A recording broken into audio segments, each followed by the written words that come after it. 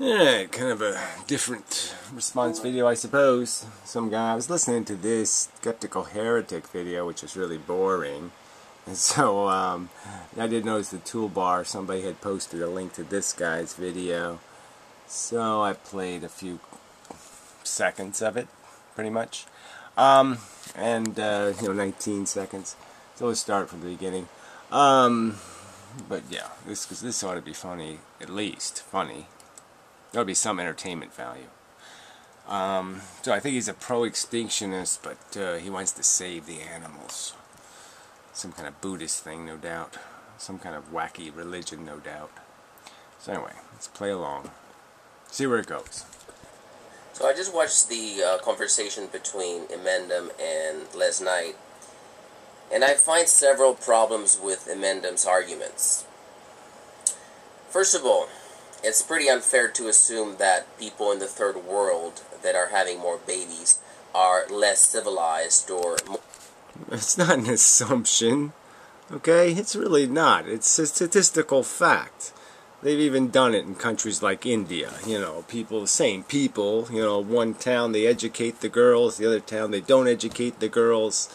Girls in one town have 2 kids, the girls in the other town have 5 kids. Not complicated.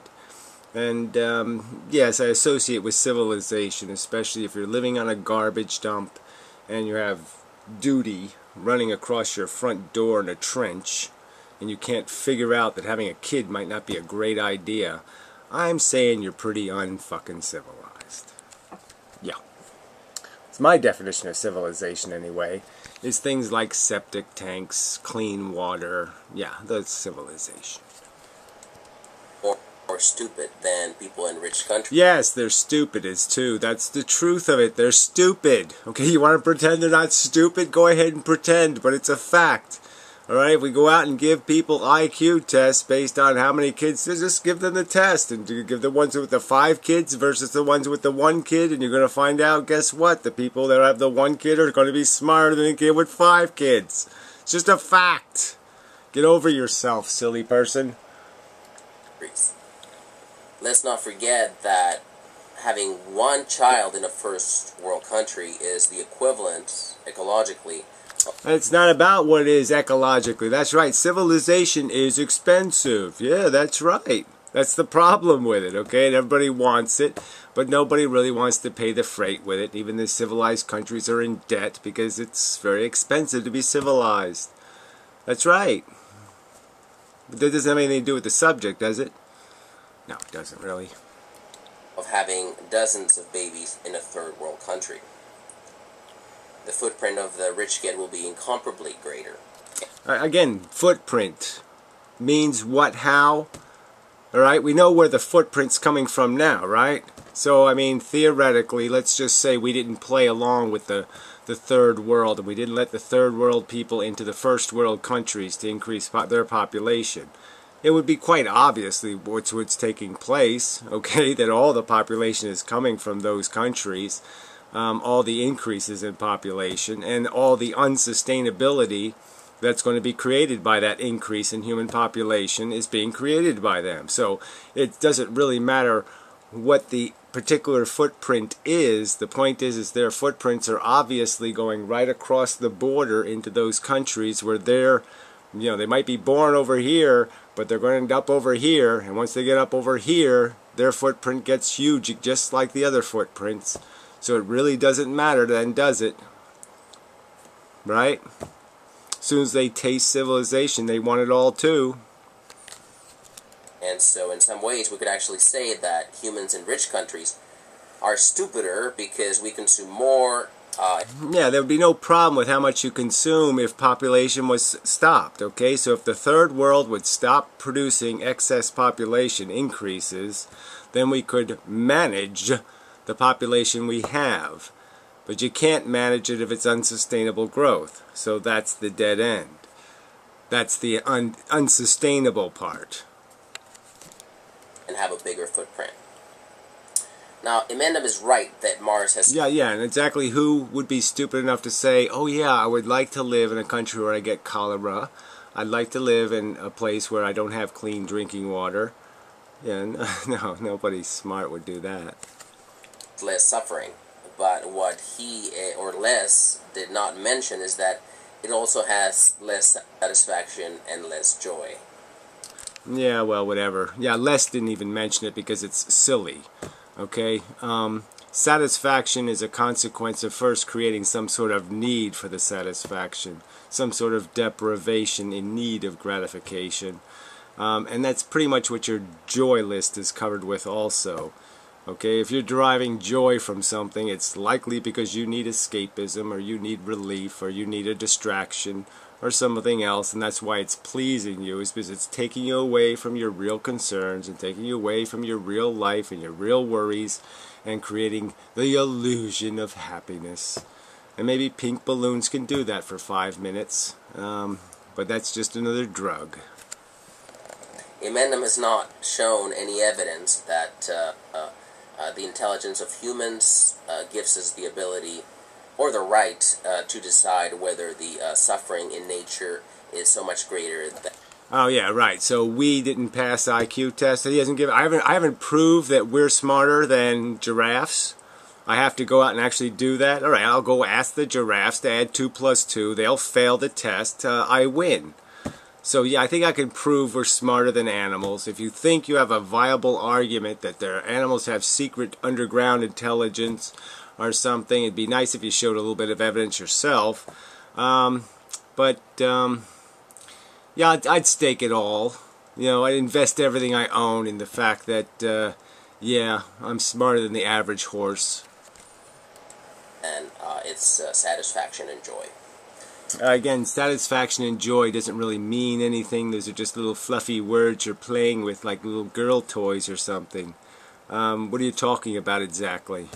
Eating a bag of potato chips? What's your satisfaction and joy shit that you're saying is worth torturing people for, or torturing animals for? You'll let a chimpanzee die of polio in the wild, miserably on the ground, getting eaten alive by some sort of organisms, to have your joy. Your joy is worth it, you're saying. You're saying you say our joy is worth it. You're presuming for it. It doesn't have a right to say no. How many chimpanzees would have to raise their little hands and say, no mas, no, I don't want to play? How many would you force to play?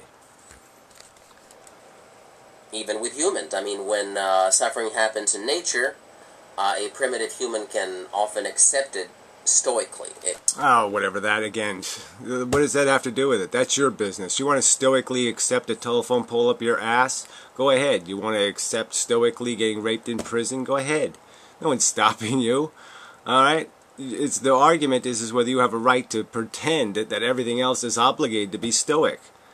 I have no obligation to stoically endure living in shit because you think it's a good idea, because you think it's the right footprint. Fuck you. I have no interest in living your footprint. I have no interest in being obligated by an asswipe to do a goddamn motherfucking thing. You have no right to oblige me to invest in your delusions of accomplishment, and they're just fucking delusions.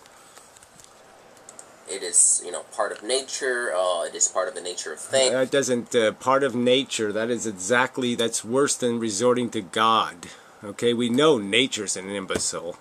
Okay, I mean, God's a fantasy character, but yeah, if it exists, it's supposed to have, like, super intelligence. So you have some hope referencing God, maybe. That might make some sense. But referencing something we already know doesn't have a brain? Gosh, that's pretty lame, asshole. It is no one's fault, and this makes it more bearable. Says you. I mean, really.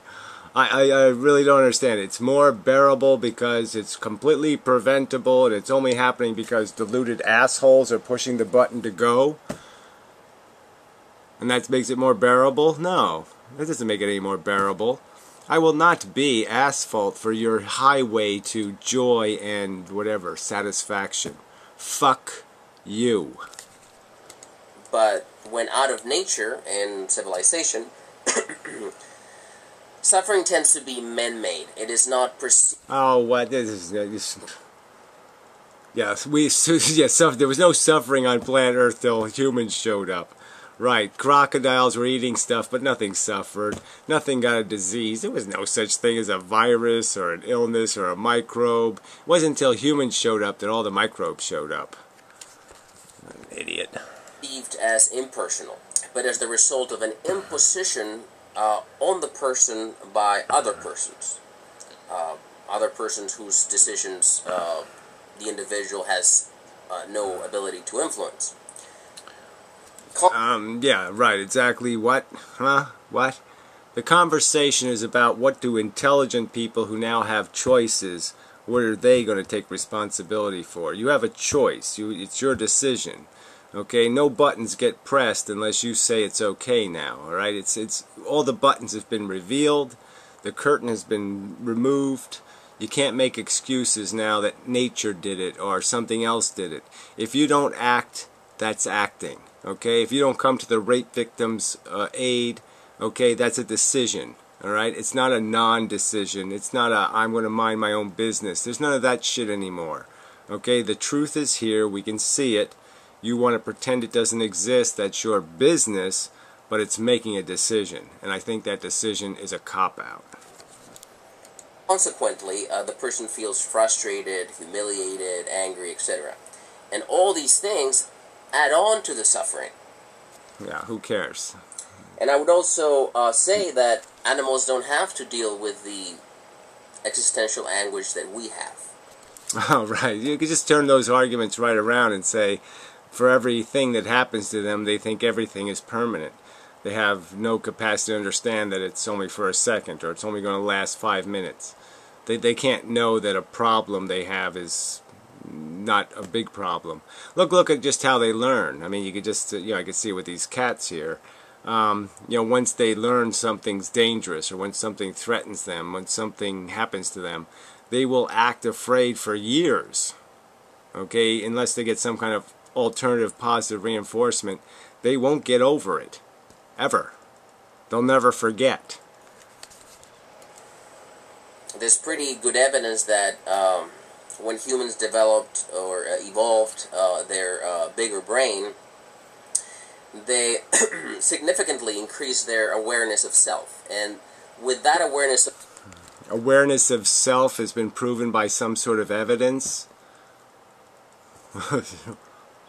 Yeah, sure it has. Of self came an awareness of the end of self. So in order to counter this fear of death, humans had to raise themselves above other animals who represented... Yeah, right. Raising yourself above other animals somehow means you're better than other animals because you say so. Oh, you say so. That's all that matters. Oh, I see. No, I don't think so. Finitude and insignificance.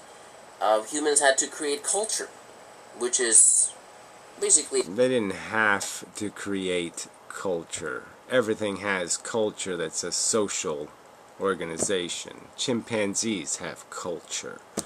Some tribes of chimpanzees do certain things. Other tribes do other things based on what they've learned or what the members of their culture have learned. We didn't invent culture. A quite arbitrary series of activities with which humans can pretend to be individuals of value in a world of meaning, contributing bibbly babbly bibbly bibbly bibbly bibbly babbly bibbly. Yeah, I don't understand any of that. Into something that lasts beyond their own physical deaths, and thus gaining a sense of symbolic immortality. Yeah, just bullshit. Absolute crap. Okay, yeah, brainwash a kid into bibbly-babbly-boo, believing in gods and mishy-mushy and wishy-washy, and they'll believe it. They'll mimic their silly adult parents, adult, quote-unquote, oh, Akaba, oh, Akaba, and they'll sing the same silly songs, and, have the same infadias and infartitudes and all the rest of the bullshit they'll do, but it's just learned bibble, okay? If you raise a kid to say, hey, this is what life is, okay? You're an anus and a mouth and not much else, jackass. And maybe you ought to be careful about what you consume and how much you consume because you basically suck. Your basic nature is selfish cunt, And that's about all you fucking are. Now, you could raise a kid in that reality, and then he's not going to have any of these bibbly-babbly-boo issues, is he?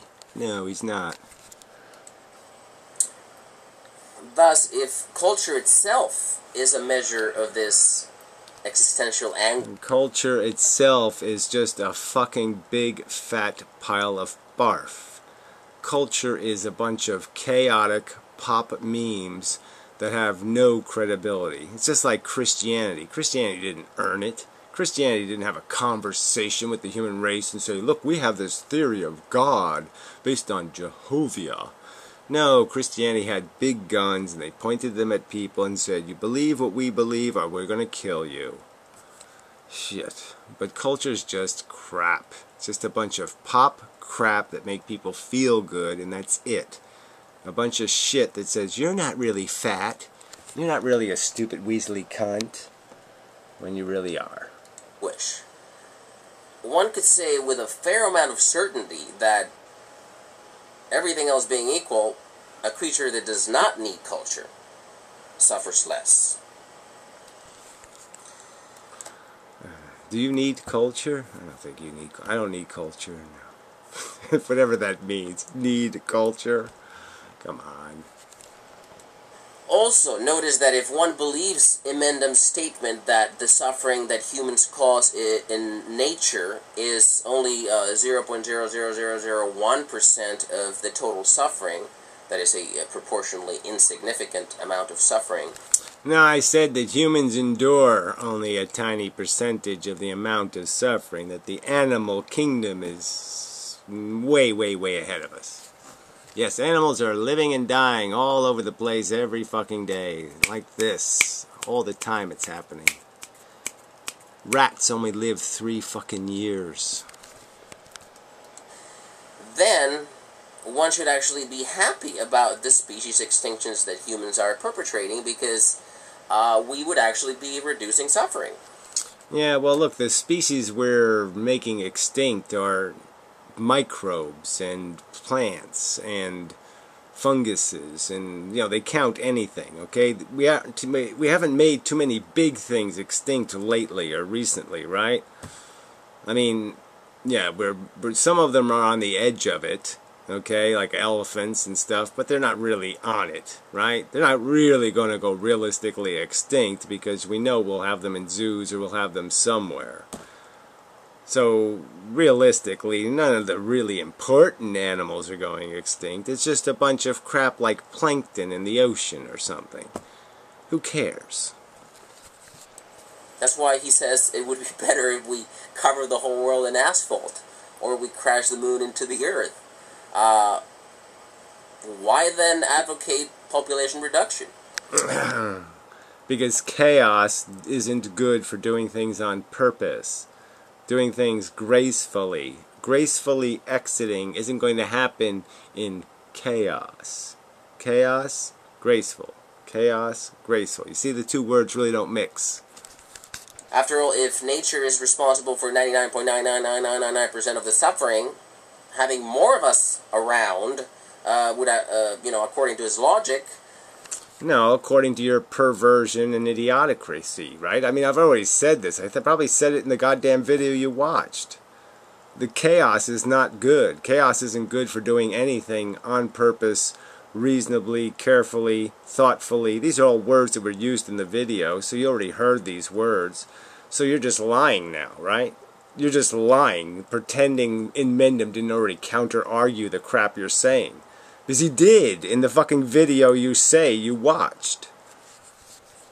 Actually, largely take care of the problem. And, ultimately... Yeah, it won't take care of the problem. It'll create more suffering for the animals and more suffering for the humans. So, yeah, that won't take care of the problem, will it?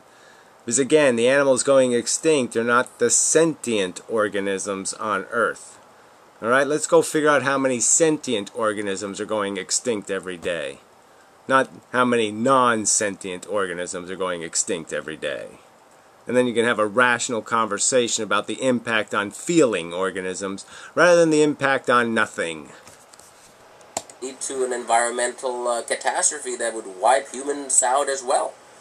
Right, and where was that in the conversation? Where was the theory that human beings will do it so right that they'll have their chaos war in such a right way that everything gets annihilated and everything's clean and everything died efficiently?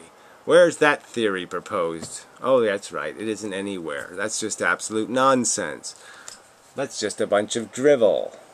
That would be the most realistic attempt at achieving his desired moon crash or asphalt cover. Right. So when I say moon crash, that is some kind of deliberate effort to pretty much instantaneously discontinue the existence of life on Earth. And that's a deliberate act where he's saying, no, don't bother doing something deliberately. Humans will somehow have a chaos war that'll take care of it all for you. Yeah, sure. Earth. So, I would guess that his anti-life position is not necessarily a mercy killing. Yeah, I would guess you're a lying piece of fucking cunt shit. Yeah, that's what I'd guess. But rather an attempt to gain a partial victory over his own fear of death. Yeah, whatever that is. I'm not afraid of death, you weasel. You're afraid of the truth. Okay? Because you're too invested in your little ego, and you just can't stand the idea that you're not going to leave anything behind, and that you're not going to represent. You know, that's why you're wearing jewelry and stuff. That's an evidence of a psychological problem.